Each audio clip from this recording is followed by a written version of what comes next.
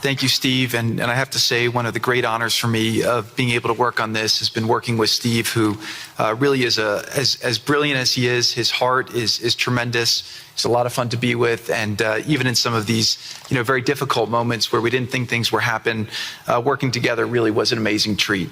I'm going to go now today just through a couple quick slides just to show you the progress that's been made in the last couple months. It was just over 100 days ago that we got the final deal done, and everyone was celebrating and joyous about the hostages coming home and the end to this long war that nobody thought was possible. And Steve and I were panicking, saying, what do we do next? How do you implement peace? And as you guys know, peace is a different deal than a business deal because you're changing a mindset. And in Israel, there was 2 years of very intense war. For the people in Gaza, there was more than just 2 years of war. They had 20 years of hopelessness, being ruled by a terrorist organization. For the people in the Middle East, their hearts were pulled by this.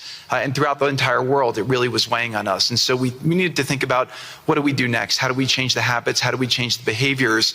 And we really got to work right away. And the team that Steve thanked, including the White House team and the team, the volunteers. It's really been an incredible effort, very entrepreneurial, and we really did it in the way. I've been working now with President Trump for 10 years on politics, and what continues to amaze me is that he always takes a first principles approach and says, what's the most optimal outcome? Aim for that. Whereas politicians are always focused on the downside or what could go wrong or how to make it a little bit better. He always says, aim for the best possible and do your best to get there. And if everyone thinks it's impossible, that's even more reason why you should aim for it. And so really thank you for the leadership and the inspiration for doing this. And I think you'll see today we've achieved more than thought was possible. And our ambition is still to go for something, I think, better than most people think is possible as well. So let's see if these things work. They never usually work. Good. So quickly, I'll go through this 2-year war, 90,000 tons of munitions. There's over 60 million tons of rubble there and tens of thousands of fatalities. Through the ceasefire, we were able to get to through the 20-point plan, ceasefire, release of hostages. Getting the UN resolution passed was a huge, huge effort, really thanks to Mike Waltz and the whole team there. They did an incredible job.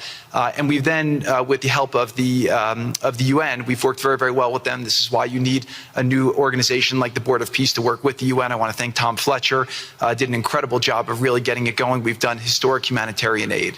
Going forward, number one thing is going to be security. Obviously, we've been working very closely with the Israelis to figure out a way through de-escalation. And the next phase is working with Hamas on demilitarization, which I'll talk about in a second. But without security, nobody's going to make investments. Nobody's going to come, build there. We need investments in order to start giving jobs. We want to take these people. 85% of the aid of Gaza, 85% of the GDP of Gaza has been aid for a long time. That's not sustainable. It doesn't give these people dignity. It doesn't give them hope. And so we want to use free market economy principles, a lot of what President Trump spoke about that he's doing in America. We want to bring the same mindset, the same approach to a place like Gaza to give these people the ability to thrive and have a good life. Let's see. So on the aid, I mentioned the UN. So now people are talking about famine. 100% of the food needs are met, and that's been overabundance. The cost of goods have gone down tremendously. Over 55,000 trucks have gone in, and over 1.4 million pallets. And it's been the largest humanitarian effort done into a war zone that anyone's been able to tell us about. This really has been a great joint effort that everyone's been able to do, and so it's a great thing. We all just heard from Ali. We have been so impressed. Steve and I were speaking to him and the entire committee. Such bravery of these people to step up. And we've worked with the Palestinian Authority, who's been helping us as well. But this committee is the first time it's a technocratic, apolitical committee. I really want to thank the Arab partners for helping us select the right people to do this. And we just need to believe in them and support them. I put this up here. It's probably a little too small for me to read, but this is really important if you saw the mission statement. So Hamas's mission statement was, we need to destroy the state of Israel. That has not worked well for the people, as we've seen. Their mission statement is, we are committed to establishing security, restoring the essential services that form the bedrock of human dignity, such electricity, water, healthcare, and education, as well as cultivating a society rooted in peace, democracy, and justice, operating with the highest standards of integrity, transparency. So these are the basic things. Their goal is to have peace and to help their people, which is an obvious mission statement for a government, but actually fairly novel for Gaza. So we did a master plan. We brought in, I thank Yakir Gabay, who's one of the most successful real estate developers and brilliant people I know. He's volunteered to do this, not for profit, really because of his heart. He wants to do this. And we've developed ways to redevelop Gaza. Gaza, as President Trump's been saying, has amazing potential. And this is for the people of Gaza. We've developed it into zones. In the beginning, we were toying with the idea of saying, let's build a free zone, and then we have a Hamas zone. And then we said, you know what, let's just plan for catastrophic success. Hamas signed a deal to demilitarize. That is what we are going to enforce. People ask us what our plan B is. We do not have a plan B. We have a plan. We signed an agreement. We are all committed to making that agreement work. There's a master plan. We'll be doing it in phasing. In the Middle East, they build cities like this in 2-3 million people. They build this in 3 years. And so stuff like this is very doable if we make it happen. Rafa will start with. This will show a lot of workforce housing. We think this could be done in 2-3 years. We've already started removing the rubble and doing some of the demolition. And then New Gaza. It could be a hope, it could be a destination, have a lot of industry, and really be a place that the people there can thrive, have great employment. Once this starts going, we think there should be 100% full employment and opportunity for everybody there. And we have a lot of data on what can be, but we think that this really gives the Gazan people an opportunity to live their aspirations. But it all starts with security, and it all starts with governance. Final note I'll just say on the Board of Peace, which is that all the lessons we're doing is we're basically studying the best practices from all over the world, and we're watching who does education the best, who does healthcare delivery the best.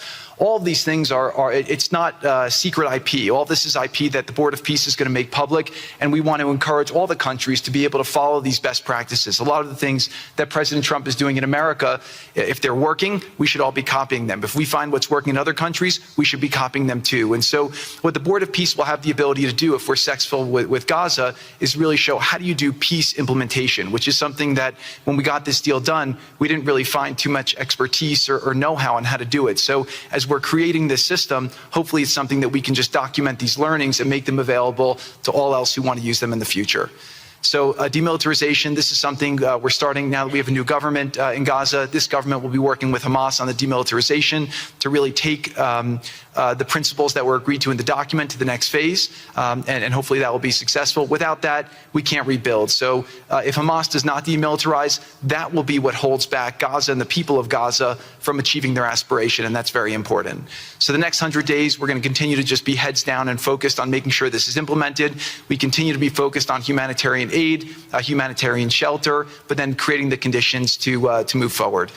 So thank you. Final point I'll just make is this is really only possible because of the work of so many people and President Trump's great leadership. But a lot of you have been asking, how can we help? So the countries have all been incredibly generous. We'll be doing the first conference where we'll announce a lot of the contributions that will be made in a couple weeks in Washington. From the private sector, there'll be amazing investment opportunities. I know it's a little risky to be investing in a place like this, but we need you to come, take faith, invest in the people, try to be a part of it.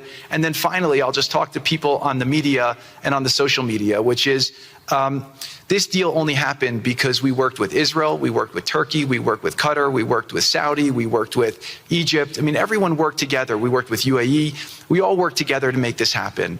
I see a lot of people trying to escalate, criticizing Israel or Israelis criticizing Turkey or Qatar.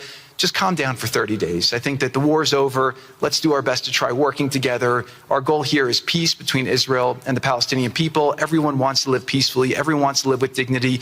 Let's put our efforts towards promoting those who are doing the work to build this up, like Ali and his committee. Let's focus on the positive stories, and let's just calm down, turn a new chapter. And if we believe that peace is possible, then peace really can be possible. So we're going to continue to work every day. We need all of your help to do it. And again, I just really want to thank President Trump for his leadership in doing this. This would not have been possible without your commitment to this. Everyone thought it was impossible to end this war. You never gave up. You never stopped. Every time there was a setback, you told us to try harder. You gave us different ideas. And we've made several impossible things happen just in Gaza to date, and there's no reason why we shouldn't be able to make even more impossible things happen. So really thank you for your amazing leadership. Jelajahi cara baru mendapatkan informasi. Download Metro TV Extend sekarang.